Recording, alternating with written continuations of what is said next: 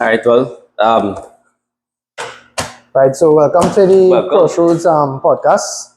This is my co-host Aaron. My name is Shane. You probably know us from the videos that we do On Instagram, Instagram. on TikTok, or workout tutorial videos. Right. Yeah. Aaron has a background in health and fitness. You could always kind of give them a Right, so, okay, well, the introduction. So, my name is Aaron Joe. That's my Instagram handles, and my YouTube, and my Instagram, and my Facebook. So, follow. I have a certification as a personal trainer. I also have a degree in biology and environmental and natural resource management, which I don't really use in the gym, but yeah, definitely. Yeah. right. I also have a background in martial arts. I did Brazilian Jiu-Jitsu and kickboxing and Muay Thai for a number of years. I even competed at the international level. I also sometime was a model for Trinidad and Tobago. And all of those things incorporated into like how to take care of your physique, how to train, how to eat, how to recover. And beyond all of that, I think the most important thing that I've done with my life thus far is be a missionary. So I've been a missionary because my parents were missionaries, and so we did missionary work in Guyana and Suriname. I've been all around the world traveling, sharing the good news, sharing the gospel. I think there's nothing better that you could do with your life. Exactly. You know? Right, yeah. And since meeting you, you had the idea to do the videos and to do, this podcast, which we will name very soon. Yeah. Yeah.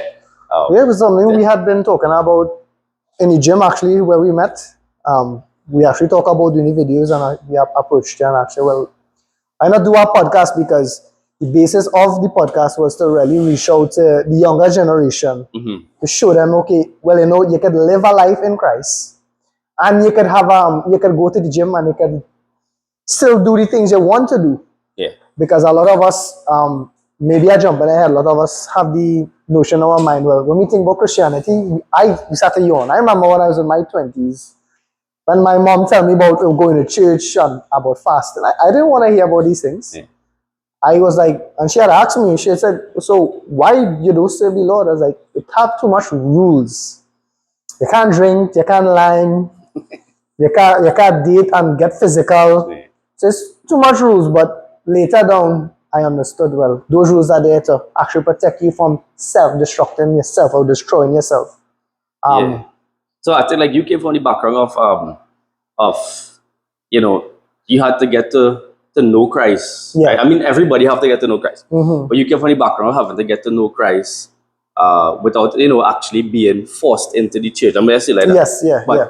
me, I grew up in the church because my parents were ministers. Right. So I had no choice. I had to be in Sunday service and in Bible study and in youth meeting. And Saturday I still in the gym. I still in the gym. I'm not always in the gym. But Saturday in the church for band practice, worship team practice. So I had no choice in physically being in the church. Right. Until I was an adult. Yeah. Right. And so for me, my journey is a little bit different. And I think that is where we could see, even though we're so different in terms of our journey towards Christ, we could see the similarities of the Lord's hand upon Yeah, us. all road points to that direction. All roads, it might cross at some point, but Yeah. it points into that To that direction. direction. Yeah. It's true. And that's what we want to bring across to you all that watching this stuff, that the podcast, that if you're watching it on YouTube or TikTok or Instagram, that no matter what road you're taking, It will lead you to Christ, yeah. it leads you to Christ if you choose to take that straight and narrow. No matter how many twists and turns that road have in it, that straight and narrow does point you straight to the Lord Jesus Christ. And I was really grateful that you came up with the idea to do this because I've been playing around with it. So anybody following my Instagram will know that I have workout videos. And I drop hints with, and I drop in hints all the time, and I don't hide the fact that I'm a Christian. Yeah. That is a no-go for me. That is not a non-negotiable. Right? So everybody that comes into contact at some point, they learn that I am a Christian. I think I don't know if I cut out for the pulpit. Right? I don't know if I cut out to stand on the pulpit and preach. But my life, I think, is the greatest testimony that I have. Yes, your life is an example of how others should follow Christ. And so I think we should, I don't know, probably give a little bit of the testimony that we have. Yeah, definitely. Well, we talking about testimonials today was basically introduction to my testimony. As I said, I grew up in church. This very place I would do recording presently. I grew up here. I went preschool here. Okay. I was probably one of the first or second batch of people that went to the preschool here. Grew up in church, but not actually have an experience with the Lord. Mm-hmm. And maybe like when I reach, I would even go as far as to when I reach my like 18, 19 years old. Let me go 13, 14 years. I was around like my family. They were saved, but they weren't saved. Okay. Yeah, if you understand what I'm saying, right? Everybody going to church. Yeah. But nobody really have a connection. Right. Nobody have the spiritual connection. So I know I saw my family drinking, I saw them liming. And you know what the environment that you in dictates how you will be, you'll be brought up. So I said to myself, hey, they look like they're having fun. Right. I want to have that same level of fun also. So I started to like do the same things that they were doing. Yeah. I started to drink. Never smoked, but I started to drink at maybe like 15 years was the first time I actually had my first taste of alcohol. Mm-hmm. It's not something that I'm proud of, but it's something that led me to the Lord. Yeah. Everybody have their journey to go on, right? And then like further down the road, my mom always kept on asking me. She's like, Shane, why are you running from the Lord? Mm-hmm. And I was like, and go back to what I was telling you earlier. Have too much rules. Yeah. Every time I see my mom is praying. She's always on her knees praying.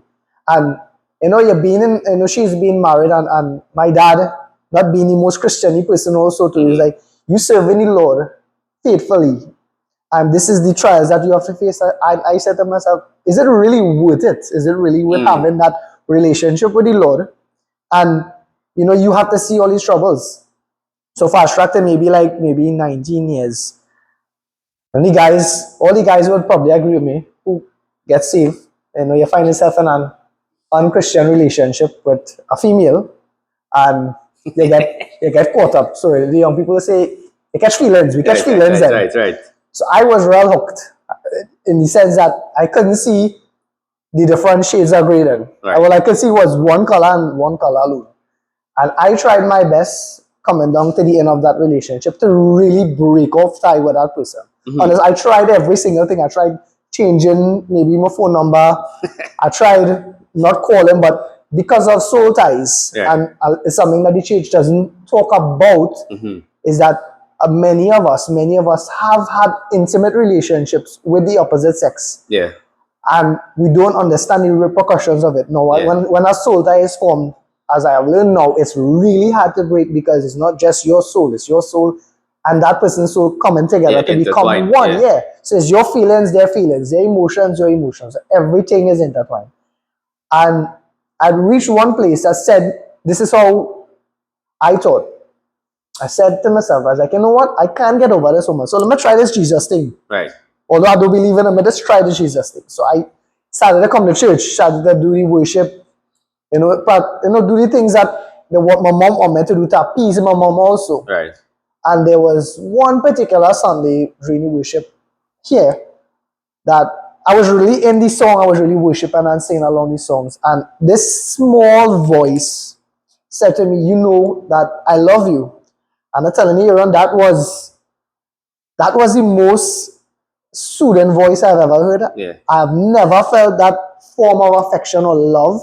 And I felt like a covering, like, I don't know, the finest of any cloth that could cover you. Yeah. Just came and covered me and I broke down.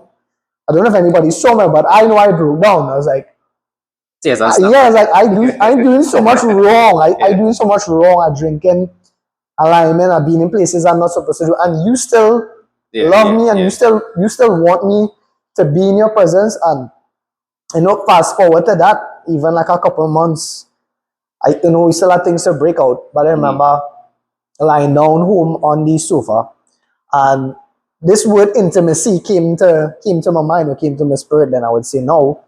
And I remember mom, she walked past the living room and I stopped her and I said to her, Mom, I don't want religion, I want intimacy. And when I look back at that word, that word could have never that is not me. What is intimacy? And basically she told me, it's like, well, that is correct, because that is what separates religion from actually having a relationship with God. And Correct. this is what, I think both of us want to really show that the younger generation, that they think that Christianity is so rigid and you can't be expressive to it, the things that you're going through, that you have to be suppressed by rules and regulations. No, you could express the way that you feel, but at the same point, understanding that, God is in control. Yeah.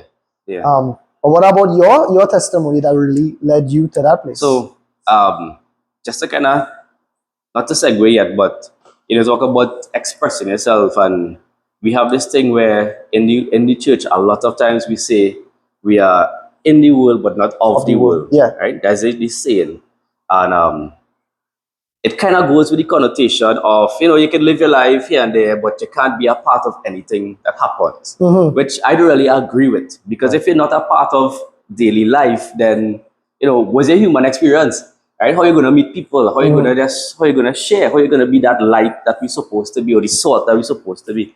You can't if you're not part of the everyday life. Now, I'm not saying I'm not saying go and live in the bar. We will expand on that later, because but I think there's an important distinction to make, that yes, we are in this world, we are born into this world, but it doesn't mean we are part of what happens in terms of the negative aspects or the sinful nature of this world. We don't have to follow that. Although that is, the Bible says that is our innate nature, right? That's what we born and shaped in iniquity, right? Born in sin and shaped in iniquity.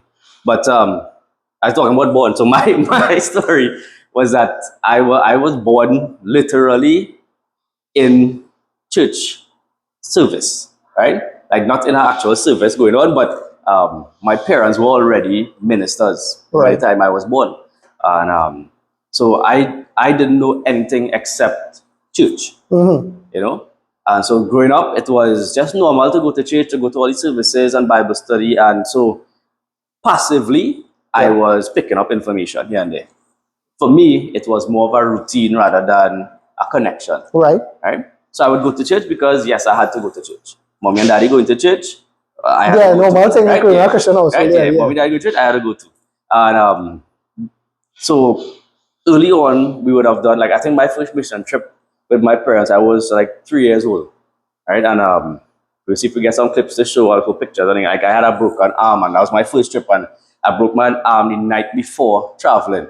So we were up in church, and we was having Bible study, and my dad took me with him because mommy was packing and prepping and so on, and I just too energetic at 3 years old. So daddy was like, all right, let me go. You go up in church and you run around and do your thing. So I in church, and I decided I'm gonna climb up on somebody back to get a piggyback, right? Right. But we are at the top of the stairs in the church. So when I climb up on that person, we misbalance, and I fall over and fell off the step. And I ended up breaking my collarbone. Right? So that was the night before. So we spent the night, we rushed to the emergency center, the ER, and I got sling and cast and whatever. So I traveled with that for the next day. Right? We had to travel the next morning. Right? We traveled with that, and it didn't break my spirit, because I remember being same energetic little child, and in that first event of traveling, and even just even with the injury, I think people were saying, oh, look at this little child, look at this child. He's not complaining, he's not crying, he's not nothing. And when I look back at it now, looking at that first experience, that was the hand of the Lord upon my life, saying, okay, you damage yourself, but I have a purpose for you. Yeah. Right? So I'm gonna take you through this journey. Right. Don't worry about it. I'm gonna take you through this journey. And I didn't realize the hand of the Lord was on my life that way till I was already adult, and started thinking back about these things, about how many times I would have had the experience of Jonah, right? Where the Lord telling you to do something, and I go in the opposite direction. Right? I was running. I go in the opposite direction because I didn't want to stay in the tradition or the habit of like mommy and daddy going to church, so I had to go to church. Yeah. Right? So after a while, into my early teenage years, it was like, this is just a routine. I just doing this because I had no choice. And appeasing the parents, because you're living with them, And I remember at I would have been maybe like 14 years old when I decided to join the baptism class. I was like, you know what? Let me see if this will make a difference. Because I hear all the time when I in this Come like I was just trying to test the waters. Yeah. So I was like, let me see if this will make a difference. And so I went through the baptism class, right? I think as a young Christian, or even if you've been in church for a long time, I think going through baptism class and studying the word like that helps you to understand what a commitment to Christ means, right? Because he ain't asking for nothing else. Because Christ don't ask for nothing else except for a commitment to him. Yeah. That's all. That's all. Like salvation is free. All you have to do is accept it. Yeah. Right? No, it's true. It's true. It might be the only free thing ever. Yeah. Ever. And it's the best. It's the best right? gift you And can obviously, accept. it's the best gift, right? And when I say free, it's free for you.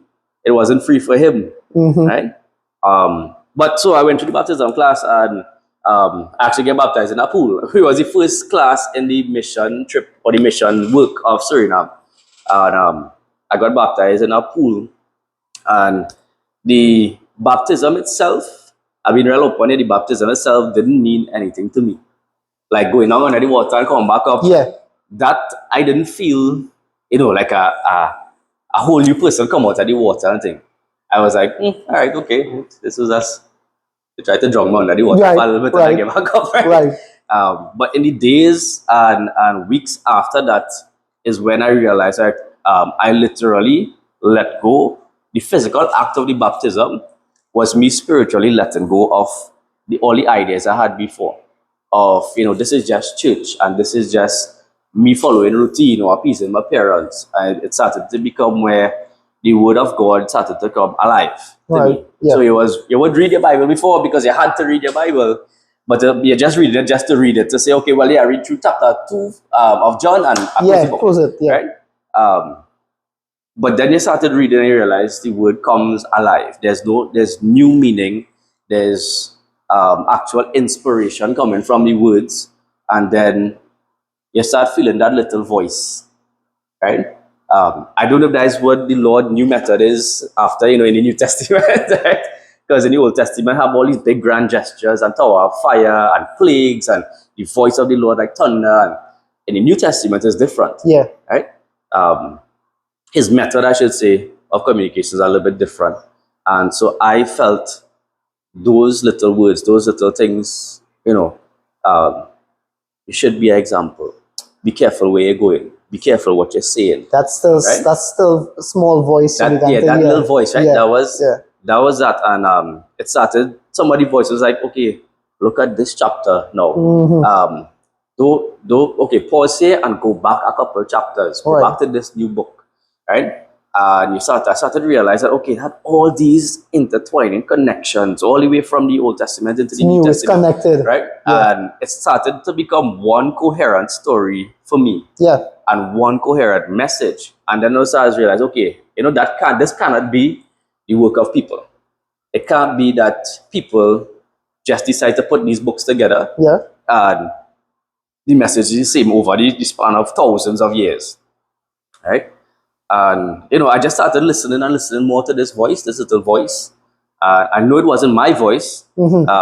It didn't sound like me in my head, right? It was no your own voice, right? It wasn't my voice. And the more I listened to this little voice inside, the more I realized that, okay, decisions are coming from this voice, that it actually, I'm not getting in trouble. I'm not going down the wrong way. I actually started to see blessings happening. I started to see prosperity happening in my life. But at that point in time, it was just academics, right? Just as a little side note, we were living in Suriname. Suriname does not speak English. English is not their first language. We went to this country not knowing a single word in Dutch. Right? I left Suriname. In the first couple of months there, I had to go to school and go to public school. I scored 0 in everything. Like literally, even the English class, like, we have a Spanish class here. Yeah. The English, I scored 0 in everything because I couldn't translate English into Dutch or Dutch into English. That's right. And the Lord opened up. So that all that time was when the baptism was going to happen, right? The Lord opened up this avenue and this understanding. I don't know if we had like a Tower of Babel moment or a Pentecost moment where everybody was speaking in these different tongues, right? But within that first 3 months, I went from 0 Dutch and at the bottom of the class to the top of the class. I had teachers asking me to come to the front of the class, telling the rest of the class, show them how it's done. Right? And that wasn't just in the English class, that was in all of the classes. That's the Lord. Right? That's the Lord there. And so those little things just solidified how much power the Lord had upon my life. And all it took was me surrendering myself and saying, God, you do your thing. And that's the easiest thing to say, and it's just the hardest thing for It us is the hardest thing because we so want to, as humans, we have this desire to be in control of everything all the time. When if we give God control, we don't have to worry about anything. I don't know how else to explain that other than living my life the way I live my life. And that's what faith is. That is what faith is, because we can't see God. We can feel His presence. We can feel His presence, and we can see. We can't see Him, but we can hear Him. Yeah. So So that really was my journey to Christ. Experiencing that little miracle or that little. How did that time into your fitness? I know you gave us the background. Yeah. But how did the merge with having a relationship with the Lord? Because when we think of fitness, we think of something purely physical. True. Right? True. So, how did you bridge the gap from the spiritual plane to the physical plane? Yeah. So for me, when I started reading the Bible, the realization came that everybody in the Bible has some kind of physical job now. Yeah. Right? There was a shepherd. Jesus himself was a carpenter first. Right? Peter and Paul, fishermen. Hard work. Right? Yeah. David was a shepherd. Then he became a warrior. Right? I mean, of course, we know the whole story, David and Goliath. We know that story, right? Adam, his first job, he was a gardener. Yeah. Right? And a shepherd because the Lord gave him charge of the garden and all the animals. Yeah. So I was like, okay, all these people in the Bible have physical, demanding jobs. It must have some link into being in your purpose or being human and then doing some kind of physical work. Right? So the link came for me. It was like, okay, I need to use my body because my body, they say the body is the temple of Christ. Right. But if my body is the temple of Christ, then why do I not take care of my body? And to take care of the body, the first thing I thought was about movement. Right. And that's how it transitioned for me. Right. So it wasn't always gym, right? Like now, I'm in the gym maybe about going on 7 years now. But it was always fitness. It was sometimes sports. I was into parkour for a while, right? Which is that free flow movement and jumping over things and flipping. I was into that. Then I went into martial arts. I never got into the spiritual side of martial arts. I realized that, there's a line that you had to draw. But the physicality and moving your body and learning to defend yourself and the strength and sense of purpose that comes with it was, that aligned with me. And then from there, I transitioned into the gym, trying to get a little stronger, physically stronger. Right. And I realized as I looked at fitness as an act of worship, the Lord, He guided me and He started sending stuff because I was like, okay, Lord, well, I want to do more. I want to be on a bigger stage. I want to do things. I keep saying I don't want to be in the front of the pulpit. Yeah. Right? And so He opened up these different doors, and before I knew it, people were coming to me and asking me if I wanted to model. And then the next thing was, okay, you're going to take part in this competition. And I qualified as, first of all, the first runner-up in Mr. Supranational to represent Trinidad and Tobago. And then the next year, another opportunity came, and I became Mr. Global, the only one to ever represent Trinidad and Tobago. And I literally went across the world to shine my light, and the Lord just kind of lined things up. He opened doors, yeah. He opened doors, and it all came from a surrender. It all came from saying, all right, Lord, this is what I like to do. How could I use what I like to do for you? And that's how the gap was bridged. So that's how I got into fitness. And that's how I linked physicality and spirituality. But for me, my journey and also, well, I will continue the testimony I was saying. So while accepting Christ, I was vastly huge physically. Just physically. I fit on that chair? I couldn't fit me. I could fit on the chair, but I wasn't very proportional. Maybe. Yeah, probably didn't have enough space. Maybe when I'm brave enough, I will throw up a picture. Be like, okay, this was the before and this is the after. And as you said, the Lord has really transformed every single avenue of my life.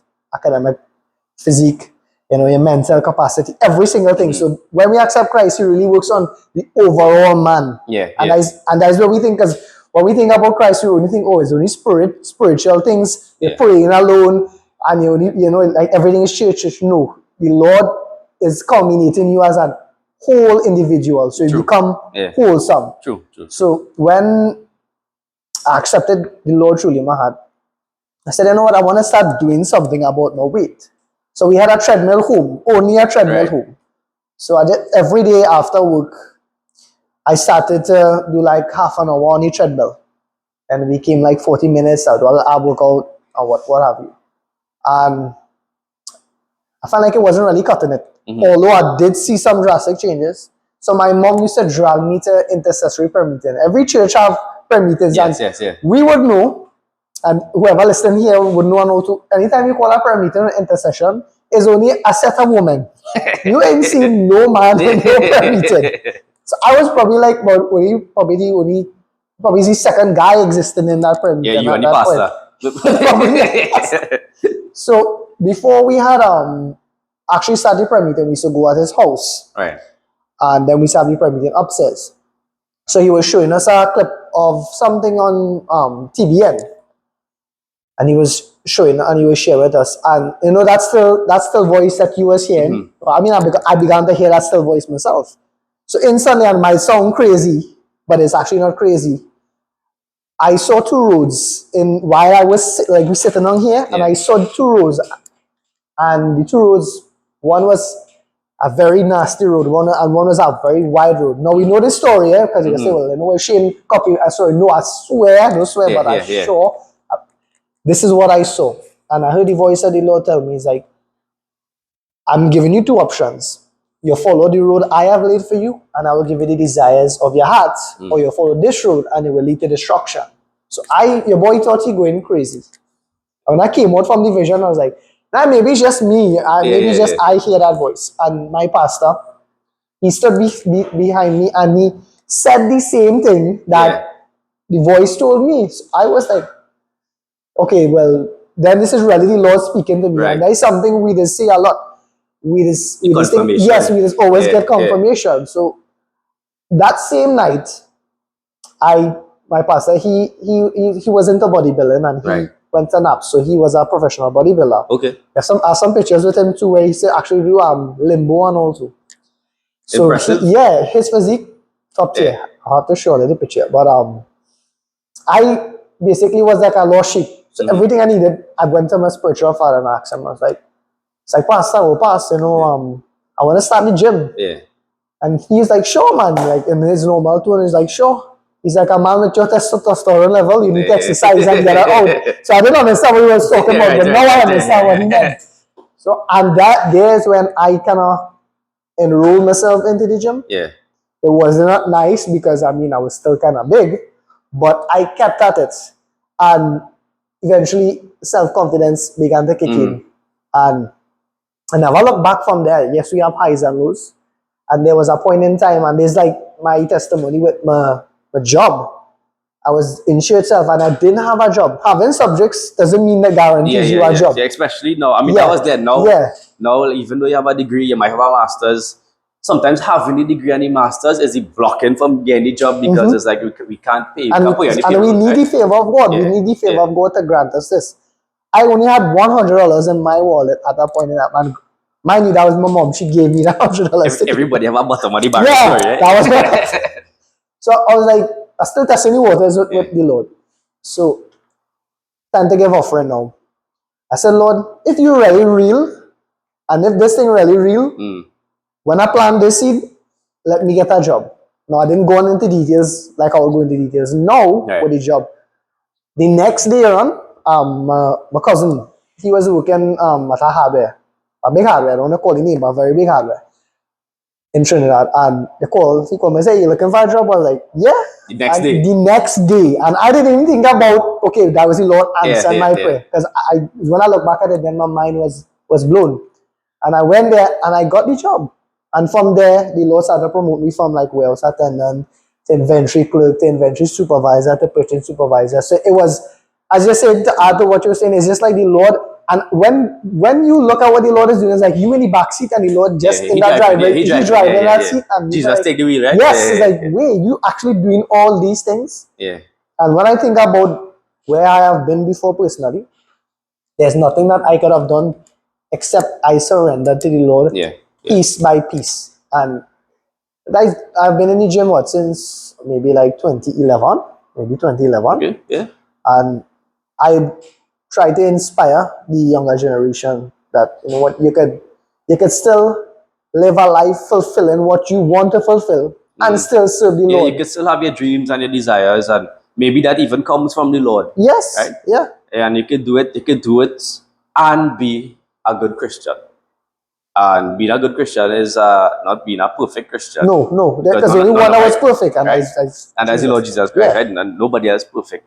But being a good Christian does not have to take away from your dreams If and there's your goals anything, and and the desires. Lord adds value, He Yeah. adds value to your life. Agreed. It adds value. Because if I had looked back, because I remember one thing that maybe one of my aunts used to tell me, and it's like when I actually started supplying in the club. It's not good Christian at the beginning, or it had the highs and lows. So I remember like my cousin she had a birthday party. This is tell you how far back it is that when space was existing. Wait, Like space in Laramie, right? Yeah. I really went space. I was never a club boy. I went space one or two times. Right. But I went to a Jackio concert in space. Well, I like Jackio. I've been honest. I still listen to my Jackio. Yeah, you might talk about love, right? But I remember I was going to Lime with them because it was her birthday, and I was frightened because my aunt used to go to church and used to like undergird men, and I was trying to change my life. So I went across there because she was living right next door. And I said to her quietly, I was like, well, auntie, I'm going out. She's like, so where you going? I was like, well, I go in space for my cousin's birthday. And then she's like, well, I thought you're trying to change your life. So I with my little anger, I was like, hey, I can't really do this Jesus thing. You really want me to do it, you know? Right. I want to go out, let me go out, let me do what I want to do. Because we still have those outbursts as young people. She said something to me that was still went there, but she said something to me there that still has stuck with me till this very moment. She's like, well, fine, you go. But just know when you go in that club, Jesus is not going in that club with you. And I instantly said, like, okay, I saw like Jesus walking behind me, and my vision was like, okay, from the time I walk through that door, Jesus like, I'm not, on the outside. I'm not welcome there, so I cannot go there. Yeah. And that is the last time that I ever found myself in a party scenario. Yeah. And it's not to say that I have not good times. I have friends, you have friends that we go, we will play some pool, and we have a good time. Yeah, true. It doesn't mean to say that your life is so restricted that you can't enjoy yourself. You can enjoy a friendly game or a little lime here and there. But I think it is, if the Lord is not welcome in certain places, then maybe it's not the best idea for you to be there. Yeah. So, and that is what we want to, like, the basis of the program is to reach out to the young people, because so much of them battle with anxiety. you say the young people, like if we all were. Well, I consider myself semi-young, maybe semi-young. But the younger generation are growing up after us. I want to actually show them, hey, you know what? As Solomon said, there's nothing new under the sun. True. So whatever you face in your capacity, we have faced in our capacity. Yeah, we have been there. Yeah. And to really show them, hey, you know what? This Jesus thing is not religious, and is not exactly boring as you think it is. Yeah. It's actually quite entertaining, because if you really read the Bible turns in Trinidad full of bacchanal. Yeah, real bacchanal. Bible full of bacchanal. Real bacchanal. Real From fight. Genesis straight to Revelation is bacchanal. So if real fight. If you want action, the Bible has real action. Real action. If you're looking for drama, real drama. Love, real love. Horn, it has horn. So this is where we have discussed, and I'm glad that this coming into fruition. And eventually, as the program expands, we will talk more about, or the podcast expands, we'll talk more about what the fitness journey means for others and their experience with the Lord and all too, and to show that, hey, you know what, it's more out there than we think it is. We're so limited within our box that we forget that, that there are other people out there that want to share their testimony. Their testimony, their experience, their journey. Yeah. I agree. That we can only grow and move from here. Mm-hmm. And I mean, we're not limited in the scope of what we're talking about. Yeah. You know, for the audience, we'll be given nutritional advice, fitness advice, recovery, but it's all under the bracket of the Lord Jesus Christ and how He has, you know, opened this another door for us. Yeah. Right? Because I mean, just to add on to Samson.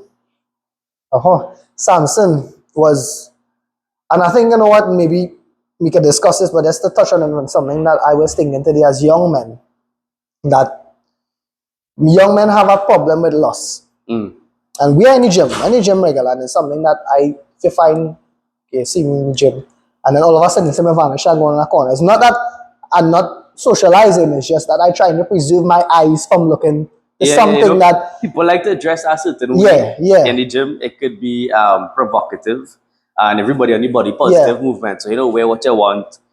Teach us what I'm not here. So I'm not judging nobody for what they want to wear, right? I like to wear short pants in the gym too, right? But I think the intention with what you're doing makes a big difference. And sometimes as a man, it is very easy to be distracted. Now, to what the Bible back and out, David was a man, so all the men have, that was the weakness. Right? And it's easy to be distracted. And I think it's a good reset when you could realize, you can hear the voice of the Lord saying, hey, change your eyes now, your eyes. If you think about it, when you look at the sin of lust, right, or the temptation of lust, it might be the only temptation in the Bible where your advice is to run in the opposite direction. Joseph run. Right? Joseph run. To run in the opposite direction. Because it's something you can't fight. It is in our nature, our human nature, but it's something you can't fight. So that one, you had to run. You had to run. And I do the same thing too. You know, you might go ever and somebody pass and yes, they're attractive and I have a wife. Right? And when she see this episode, she might want to beat mother after. Right? No, she would know that she have a husband that keeping his eyes on her and on the Lord. So you know, things that happen, and I turn in a different direction because I just don't want to give somebody else that attention. That is for my wife. Yeah, definitely. You know? And at the same time, it doesn't mean that you're not going to see other people. Like you can't walk around. Close your eyes in the gym. You can't close your eye, right? You can't just walk around the world with your eye closed. But at the same time, you have to know like what your gaze is and what the intention is, and it is a good idea. I think the best idea when it comes to that temptation of lust, to run in the opposite direction. Yeah, of course. Find yourself in the corner of the gym and nobody is used. Take the dumbbells and go to the corner of the gym. So when you're looking for anybody, any guy who want to keep himself holy, maybe in the corner of the gym. Look for the one in the corner by himself. You want to turn around and he dumbbell curls facing you. Yeah. But just happen to hang it down my eyes. So like, I don't want to see anything I'm not supposed to see. You know, so for the audience, that's what we've been real, we've been open. We want to share our experience, and I know a lot of people will have the same or similar experiences in the world, in the gym, at work, you know. But it is going for a run, or you like to train at home, or in a commercial gym, or you have a private gym and you want to invite us to come and train and film over there, no problem. But we want to just share because we see the opening and we see the avenue for this. Because we have looked to see, I actually did some research. If there's anybody that actually talking about, you know, the Christian faith and fitness, and they have, but they have like very few. A very limited scope, right? And then in the Caribbean too, it's even much more limited. So hopefully this kind of resonate. You know, this is our pilot episode, our kind of introduction to who we are, and we have a lot more different topics coming forward. We have a lot more guests eventually. We have people that, you know, just with the idea, just share the idea. People have overheard and it's like, hey, we want to come. There's more of us out there, more people like us. So we look forward to you all liking, subscribing, sharing, because we want to share our journey. We want to share our experiences with y'all, and maybe at the same time help you all along your journey with Christ. Yes. Is it? Yeah.